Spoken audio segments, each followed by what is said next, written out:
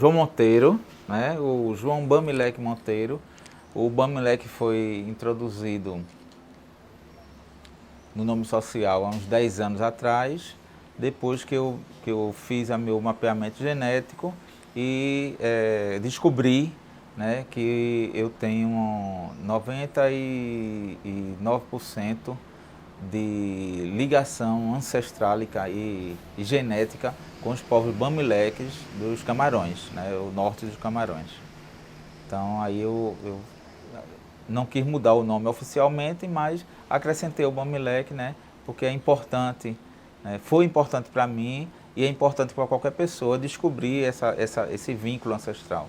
Eu sou formado em História pela Universidade Católica, tenho uma especialização em preservação de acervos de obras sobre papel. Eu fiz essa especialização no Arquivo Nacional do Rio de Janeiro e na Biblioteca Nacional do Rio de Janeiro. Também fiz uma formação na Universidade Teobaldo de Nigris, em São Paulo, lá na Moca, em São Paulo, na área. Passei muito tempo trabalhando na área de preservação de acervos, né? Mas o meu envolvimento com a religião de matriz africana, né, o qual se iniciou em 86, né? Em 88 eu conheci Mãe Bill, do Portão do Gelo, e em 2005 eu me iniciei, e há 18 anos eu estou iniciado para Xangô, né? E aí começou a minha saga de trabalhar, pesquisar, articular principalmente as religiões de matriz africana aqui em Recife. Porque quando a gente tem acesso a algumas informações e tem acesso a algumas práticas, né, observa as práticas dos nossos terreiros, isso daí dá um choque grande, né, em saber identificar da onde veio, como chegou, né? Muita gente escreve, muita gente pesquisa, né, mas muitas coisas ainda estão sendo invisibilizadas, né, por muitas questões, mas muitas coisas estão sendo invisibilizadas, muitas coisas estão sendo esquecidas, né, em detrimento aos modismos que vai rolando de tempos em tempos, né? Existe muito modismo também nas religiões de matriz africana, principalmente as criadas e recriadas aqui no Brasil, né? Então esses modismos muitas vezes não são benéficos à estrutura, né, religiosa, né, à tradição religiosa. A gente tem que pensar o seguinte, pensar logo em África, né, o continente africano. A África é um continente com pouco mais de, eu não sei quantos países, tem 54 países, né, 54 países, né. Nesses 54 países existe um universo de 2.092 línguas, né, e há 500 anos atrás todo esse caldeirão cultural migrou, né, fez a diáspora para cá, para o Brasil, né, da forma que todo mundo já sabe, que foi com a mão de obra escrava, né, todo mundo forçado a vir para cá. E aqui, né, essas pessoas, elas não esqueceram a sua vivência espiritual, né? Porque se bem na verdade, o entendimento de religião, o nosso povo veio começar a ter aqui, né? Na África, a prática de culto à ancestralidade, culto ao orixá, culto ao inquince, culto ao vodum, né, não é religião, né? Não seria religião, né? Quem determinou que fosse a religião foi o Ocidente, né? Que veio a história de religare, religião, religare e tal, mas lá se vivenciava, né, a espiritualidade, né?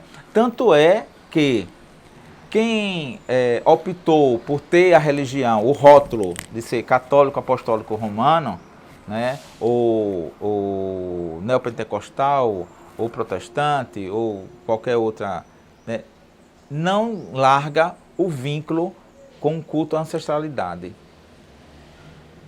Né? Isso é a prova viva que o culto à ancestral, a orixá em Kice, é uma vivência íntima e ancestral com a espiritualidade. Né? Então, todo esse bojo de etnias e línguas que vieram para cá, para a gente ter uma ideia, dessas 2.092 línguas, pouco mais de 300 está presente no dicionário de português no Brasil. E dessas 300, 150 palavras são usadas diariamente por todos os brasileiros. Né? Isso quer dizer, esse povo que chegou aqui há 500 anos atrás, imprimiu as suas marcas aqui, né? De forma assim, profundíssimas, né? E que ninguém vai conseguir retirar isso. Né? Conta-se alguns que quando saíam de África, eles eram obrigados a dar 9 voltas os homens em torno de uma árvore e 7 voltas as mulheres. Se não me engano, são 7 voltas as mulheres. Né? Intitularam a Árvore do Esquecimento. Mas esquecer o que mesmo? Né? Então aqui eles, a saída, uma das saídas que tiveram, né, de resistir a toda essa empreitada da diáspora, da escravidão, foi refazer, reorganizar, reestruturar os laços e as redes que foram sendo refeitas, né? As redes políticas, as redes de poder, né? As redes religiosas. Então aí o candomblé faz parte dessa rede, né? Foi construído, né? O candomblé surgiu diante da necessidade de se manter, de se resistir a essa repressão que era imposta pelo colonizador. Né? E daí surge o candomblé na Bahia, né, o Xangô de Pernambuco, né, o batuque lá do sul, a macumba do Rio. Né? Então, assim, o candomblé não era um rótulo nacional. Né? Ele passa a ter um rótulo nacional a partir da década de 50, 60, quando da perseguição aos terreiros, há um abaixo-assinado, né? Eu acho que é na década de 30, no primeiro encontro de religião afro, que foi produzido pela Fundação Joaquim Nabuco, né? Gilberto Freire, aquele povo todo. E tem um abaixo-assinado para que assim, todo mundo daqui mesmo, os antigos, Zé Mariano, Zé Fauli de Louça, né? Esse povo mais antigo, assinaram um abaixo-assinado para chamar a religião de candomblé. Então, assim, foi uma tentativa de rotular, né, criar um rótulo nacional, o candomblé. Né? Mas até hoje, né, o Xangô de Pernambuco continua sendo o Xangô de Pernambuco. Xangô é o grande orixá, né, dos iorubanos, né, mas que aqui ele também tem esse significado profundo. Ele identifica a religião. Né? Eu sou do Xangô, eu sou xangozeiro, você vai para o Xangô de fulana, você vai para o Xangô de ciclana. Né? Então, assim, o termo Xangô, ele aqui em Pernambuco, ele sobressai mais do que candomblé. Né? Então, assim, isso é o grande exemplo dessa rede que foi reformada e reformulada, né? Para se manter vivo. Né? Contudo, a gente sabe também que muitos dos nossos antepassados, principalmente o povo de Congo, Angola, eles já tinham sido cristianizados antes do início da colonização aqui. Né? Em 1400 e tanto, quando os portugueses já chegaram lá, já conseguiram converter muitos. Teve alguns reis que se converteram e obrigaram todo mundo a se converter também. Né? Então o culto ao Inquince, aos Inquince, né? daquela região de Congo-Angola, né, já foi sendo prejudicado, né, porque onde o colonizador chegava, ele demonizava as coisas que eram da África. Tanto o cristão católico como os cristãos protestantes, que eram mais radicais do que os católicos, né? Os padres, o clero católico, né? Ele tinha uma outra dinâmica, né? De coagir, de converter, né? De aliciar, né? Os pretos para serem devotados, né? E aí, assim, muitos já chegaram aqui com devoção a São Benedito, devoção a Nossa Senhora do Rosário, que desde lá, desde 1400 e tanto, a devoção a Nossa Senhora do Rosário ela é muito difundida, né? E como a patrona do povo negro, né? O povo negro sempre buscou Nossa Senhora do Rosário como a grande mãe, né? A grande devoção, né, a ela. Então isso se perpetuou, né? Mas isso não quer dizer que eles esqueceram os seus inquícios, os seus ancestrais, né? Aqui foi tomando uma outra forma. E eu particularmente não chego a acreditar no sincretismo, né? Essa ideia de sincretismo é uma ideia que já está meio ultrapassada, de dizer que os nossos pretos se utilizava dessa manobra, né, para despistar, né, o branco. Pode ter havido um caso ou outro, né, mas a gente acredita que era duplo pertencimento mesmo, né, o duplo pertencimento que sempre permeou esse dia a dia do povo negro aqui, né. Então eles iam para a igreja, mas tinham o dia deles, da semana, de fazer os seus batuques, de fazer as suas vivências espiritualistas, né, que trouxeram de lá dos antepassados. O Xangô de Pernambuco, pois bem, enquanto na Bahia se organizava o candomblé com todo o detalhamento, né, pensado e produzido, né, para ser o candomblé queto, o candomblé jeje, o candomblé, né, de Angola, de lá, né, todo tem o mesmo perfil de organização. Muda os fundamentos, muda algumas coisas, os detalhes mais profundos, né, mas todo o mesmo perfil. Quanto o Xangô de Pernambuco, não. O Xangô de Pernambuco, eu ouso a afirmar que o Xangô de Pernambuco ele preservou a forma mais tradicional que eles trouxeram para cá. Essa é a forma mais tradicional, né? O orixá no Xangô de Pernambuco, ele não é ensinado a dançar. Ele já vem, né, para o seu filho e dança do jeito que o ancestral, né, permite ser dançado, né? E dentro do arcabouço do Xangô de Pernambuco, o que há? O culto ao orixá e o culto à ancestralidade, né? Então o Xangô de Pernambuco cabe esses dois linhas de culto, né? Por quê? A ancestralidade ela é prioridade, né, para os africanos, né? A ancestralidade vem à frente do culto ao orixá, né? Ninguém faz nada se não saudar, invocar e pedir a permissão da ancestralidade,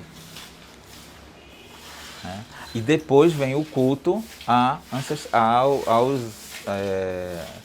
orixás, né? Aí quando alguém pergunta, mas não tem a Jurema também? Não tem a Jurema também? A Jurema já é uma outra abordagem, né, que ao longo do processo histórico foi sendo assimilada por alguns terreiros e algumas casas de culto nagô, né? Porque a Jurema ela é um mix, né, da vivência religiosa indígena do Nordeste, né? E a gente tem que entender que no litoral do Nordeste existiam inúmeras etnias indígenas, cada um com suas tradições distintas, né? Então, os negros chegaram aqui com suas tradições distintas, porque para aqui vieram Angolas, Congo, Nagô, Fon, Marim, Alçá, né? Então vieram um mix, né? Um universo muito grande de pretos e pretas para cá. E cada um trouxeram consigo as suas memórias culturais, as suas memórias ancestrais. As suas memórias ancestrais, né? Então, assim, é importante que a gente comece a pensar o porquê a Jurema, que é feita no sul de Pernambuco ou no interior de Pernambuco, na zona da mata, no sertão, tem traços diferentes uma da outra, né? Por que é tão diferente da Jurema que foi construída na Paraíba, na Mata Norte de Pernambuco, né? No Agreste Setentrional, né? Porque para cada espaço desse, né, tiveram indígenas diferentes e tiveram pretos e pretas diferentes, que tinham seus conhecimentos mágicos religiosos, né? E daí cada um criou a sua forma de cultuar, né? de vivenciar essa espiritualidade. Eu entendo que os movimentos negros, não é só um só, mas todos eles que foram organizados a partir da década de 70, né? Ou até antes, os da década de 40, 50, 60, né? Mas os da década de 70, 80, né? Que isso inclui o MNU, né? O início deles, o foco era mais o político ideológico, né? Eram pouquíssimos os militantes que estavam afim, né, ou estavam com bases fortes de defender a vivência religiosa africana e afro-brasileira dentro da pauta dos movimentos sociais, né? Eu acho que as religiões de matriz africana, ela começa a entrar na pauta já na década de 90 para cá, muito recente, né? Que só hoje a gente consegue identificar alguns militantes que têm um vínculo, né?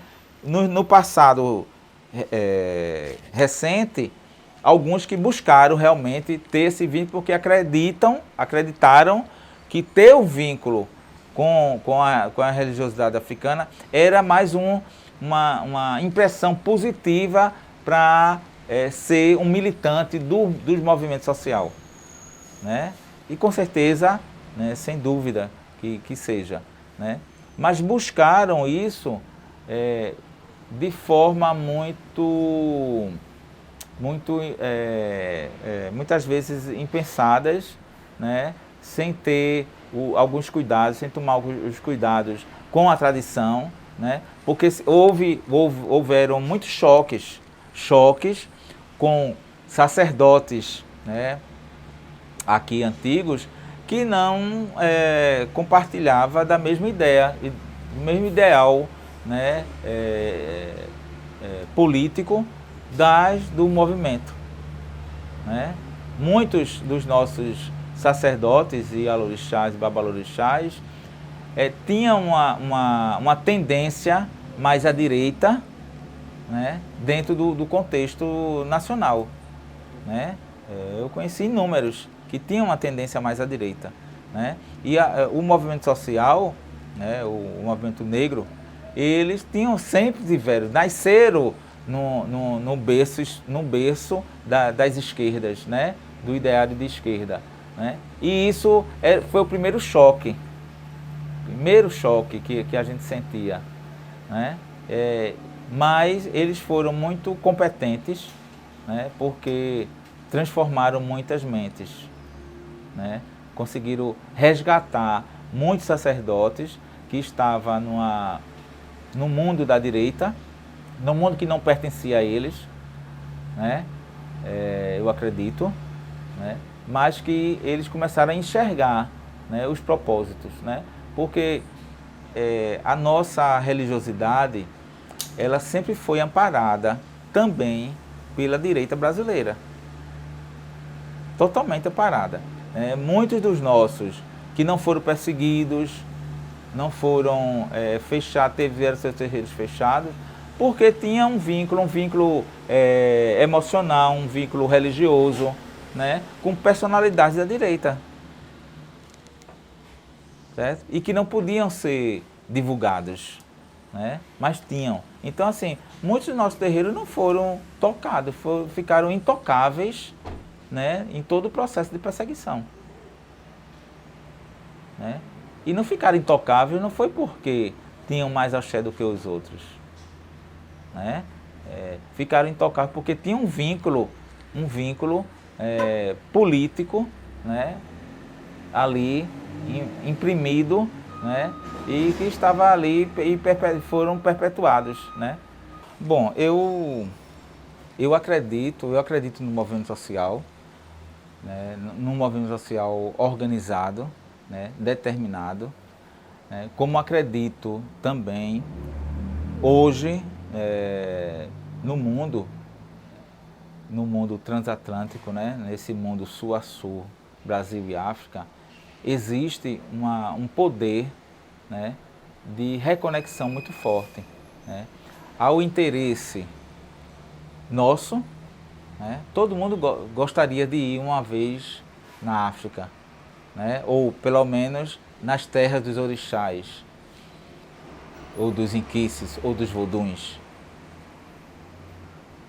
Mas também existe uma força e uma vontade deles, lá do outro lado do Atlântico, em vir nos conhecer, em conhecer o que restou do antepassado deles que está vivo aqui. Porque eles têm uma consciência muito grande que muita coisa que saiu de lá não retornou para lá. E muita coisa que saiu de lá está viva aqui.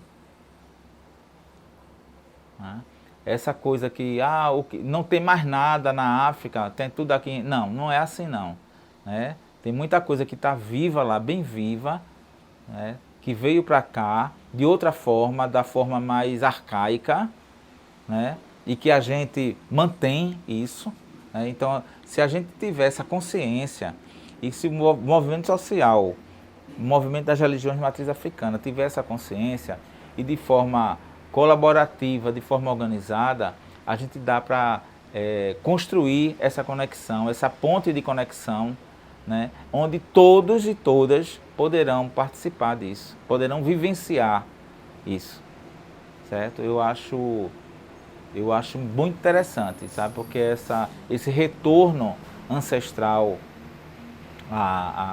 ao continente africano, ele tem que ser feito por muitos sacerdotes, muitas sacerdotes, sabe?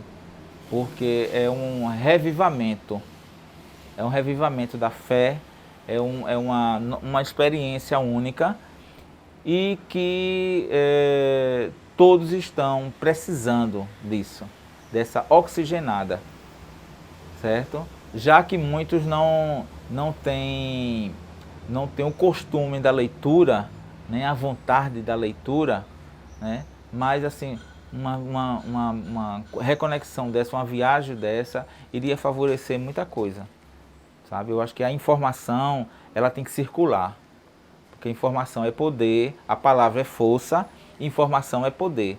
E essa informação a gente tem que ser dividida por todo mundo. A gente não pode pegar a informação e guardar para todo sempre, né? Essa informação, ela tem que circular. Tem que circular, né? Então, assim, eu acredito que a gente tem que caminhar nesse sentido, sabe? O sentido da reconexão, né? E o sentido da informação, né? O nosso povo tem que ser mais informado. Tem que ser mais informado. Até mesmo para saber como se defender, né, das intolerâncias, né, e das discriminações que sempre vão estar aí na nossa frente. A gente tem que só aprender a se defender contra eles. Axé. Axé. Bom, muito obrigado, viu? Por nada.